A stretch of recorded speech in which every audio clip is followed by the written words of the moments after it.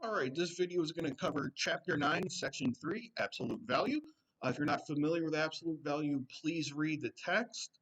It just basically means you're going to have a positive number to put it in simplest form for you. So we're going to do some examples of different styles, and we're going to go ahead and look at them. I have here's the absolute value. Here's how you want to set this up. X minus 4 equals 5, and you want to say x minus 4 equals negative 5. And we need to solve both of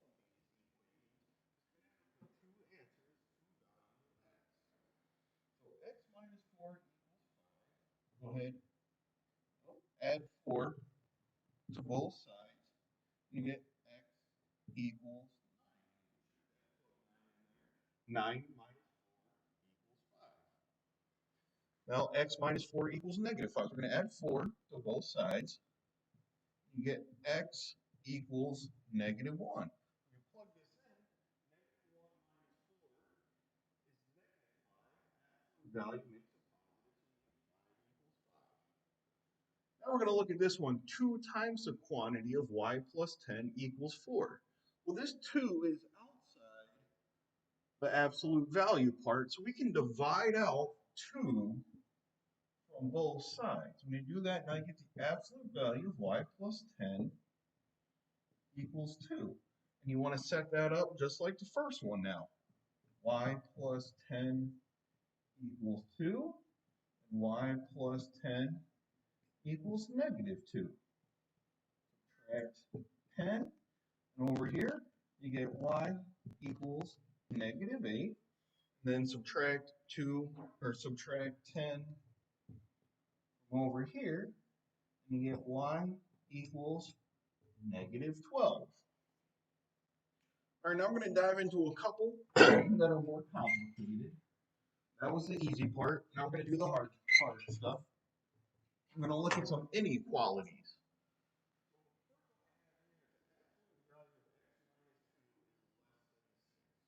Now we talked before about setting up two equations, one with a positive 6, one with a negative 6. We're going to do something similar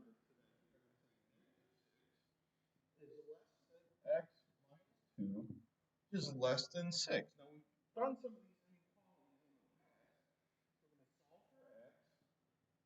We're going to add 2 to all spots. Negative 6 plus 2 is negative 4. X minus 2 plus 2 is x.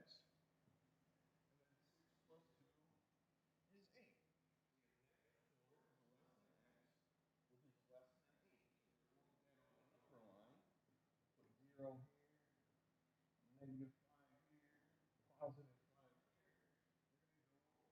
5 there to there. All right, now this one's going to be a little complicated. We've got 4 minus x over 4 is greater than 1. So we're going to set this up the same way. We're going to start out 4 minus x over 4 is greater than 1. We're going to have less than negative 1. Well, for starters, let's subtract 4 from both sides, or all three sides.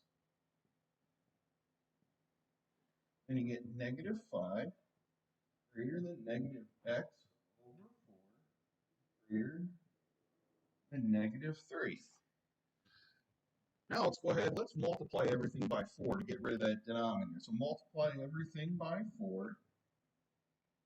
Negative 5 times 4 is negative 20, greater than negative x. Negative 3 times 4 is negative 12, greater than negative 12. Now, if you remember from the previous video, now we got to get rid of that negative.